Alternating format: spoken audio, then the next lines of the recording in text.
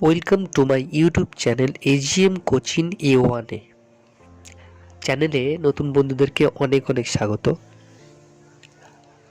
এর আগের একটি ভিডিওতে আলোচনা করেছি ওয়ার্ডের বিভিন্ন অংশ নিয়ে এবং সেন্টেন্স সম্পর্কে।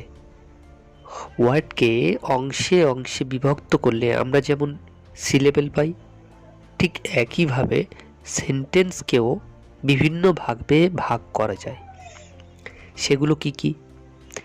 হ্যাঁ বন্ধুরা, আজ আলোচনার বিষয় হচ্ছে সেন্টেন্সকে ভাগ করলে আমরা কি কি পাই, অর্থাৎ পার্টস অফ স্পিচ, বাক্যের বিভিন্ন অংশ সম্পর্কে।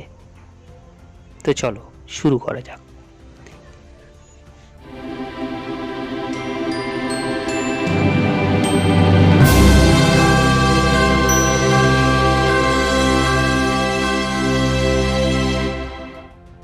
পার্টস অফ স্পিচ, যে কোনো একটি সেন্টেন্সের মধ্যে বিভিন্ন অর্থের কয়েকটি ওয়ার্ড বা শব্দ থাকে, তাকে বাক্যের অংশ বা পার্টস অফ স্পিচ বলে।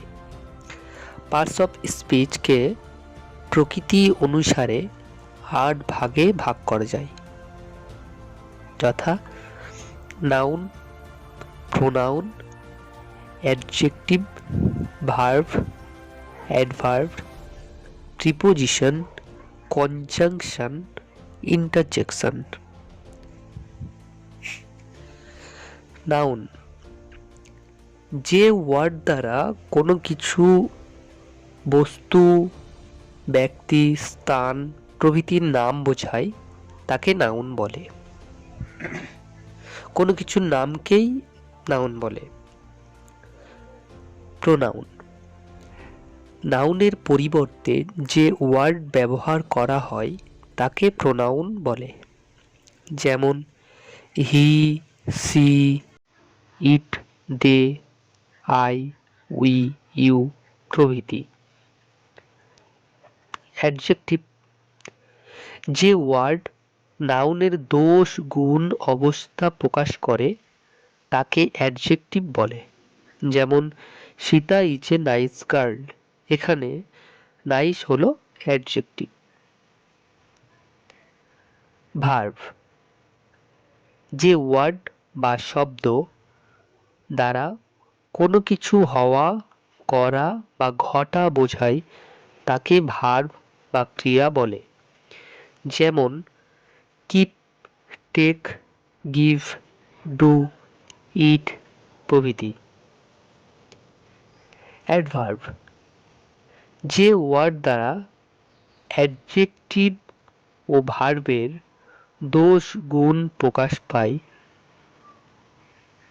তাকে অ্যাডভার্ব বলে, যেমন ভেরি ফাস্ট, নাও, স্লোলি প্রভৃতি। প্রিপোজিশন, যে ওয়ার্ড কোনো নাউন বা প্রোনাউনের পূর্বে বসে এবং তার পরের নাউন বা প্রোনাউনের সঙ্গে ও বাক্যের অন্যান্য শব্দের সাথে তার সম্পর্ক স্থাপন করে তাকে প্রিপোজিশন বলে। কয়েকটি প্রিপোজিশনের উদাহরণ: অন, অ্যাট, টু, আন্ডার প্রভৃতি। কনজাংশন, দুটি সেন্টেন্সের মাঝে যে ওয়ার্ড বসে সেন্টেন্সটিকে সংযুক্ত করে তাকে কনজাংশন বলে। কয়েকটি কনজাংশন হলো বাট, অ্যান্ড, অর, সো প্রভৃতি।